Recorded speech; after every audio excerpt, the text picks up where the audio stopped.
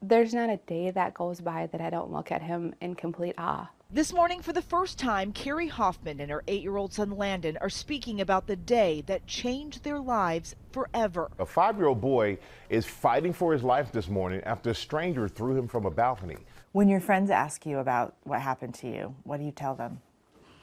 I tell them that it was me that got thrown, and they say, really? And then I show them everything on me, and then they believe it, and then sometimes, like, some people don't believe it, but I don't care if they do or not.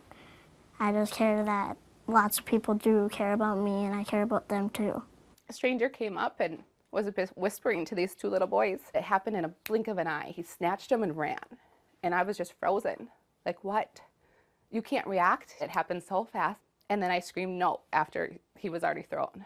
Kari says she immediately ran to then 5-year-old Landon. The stores in what is the largest mall in America weren't even open yet, but several nurses happened to be inside, rushing to her side to help. And then the nurses are working on him, and they would say, I think we got a heartbeat. And I would say, you bet we got a heartbeat. And they're like, we think he took a breath. And I'm like, yes, he took a breath. Landon was rushed to the pediatric ICU, Kari staying every night by his side. In those early days, what were you asking God for? Complete healing and restoration. We're walking out here. We're not going to leave here in a wheelchair. He was thrown 3 stories. I mean, they're not like normal stories in a house. He caught himself. He landed. That's why his arms were broken and his nose was smushed. Then I believe that angels caught him because I prayed for angels coming in there. What did the doctors tell you? All of them. This is a miracle. He should not be here. The man who threw little Landon, 24-year-old Emmanuel Aranda, had previous run-ins at the same mall, including 2 arrests there in 2015.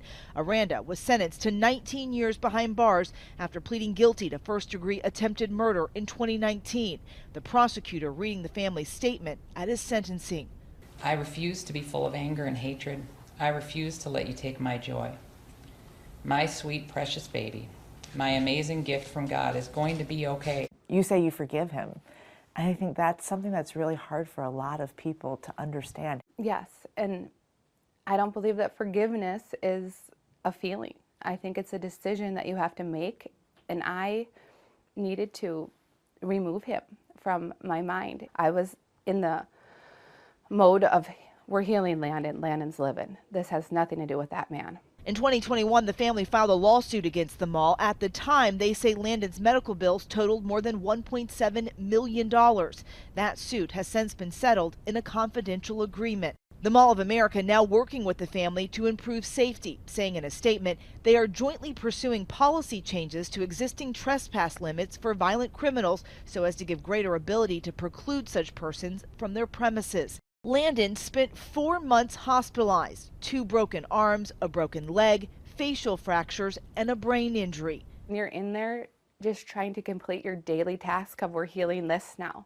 His wrists are now healed. His elbows are now healed. Okay, now we healed his leg. It was like what checking off. It was always a countdown to something, which makes the time go. Landon, you're doing the Landon dance? Yeah. While being in the hospital was difficult, Landon also has many happy memories there. What about the hospital do you remember? Eating the popsicles. Every step of the way, Landon determined to get better. And you think he'll have a completely normal life now? I think he can have the life that he wants to have, yes. Welcome home, Landon. Today, Kari's prayers for healing have been answered. Landon is an active, excited, soon-to-be 9-year-old. The dude gave me this, and the dude is at the hospital, and he's a guy that he plays bingo.